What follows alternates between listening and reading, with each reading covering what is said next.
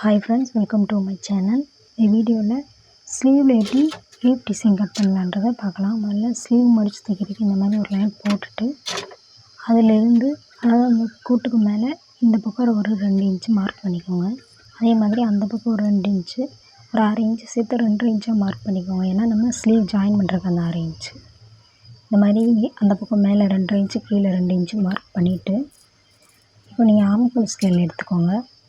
இந்த ஸ்கேலை இப்போ நான் வைக்கிற மாதிரி இந்த மாதிரி வச்சுட்டு இங்கிட்ட ஒரு கர்வ் வரைஞ்சிக்கோங்க முதல்ல.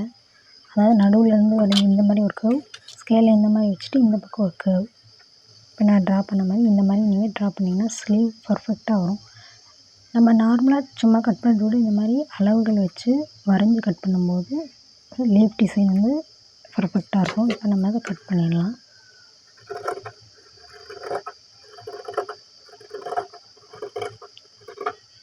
நம்ம சேனலை சப்ஸ்கிரைப் பண்ணி சப்போர்ட் பண்ணுங்கள். தேங்க்ஸ் ஃபார் வாட்சிங்.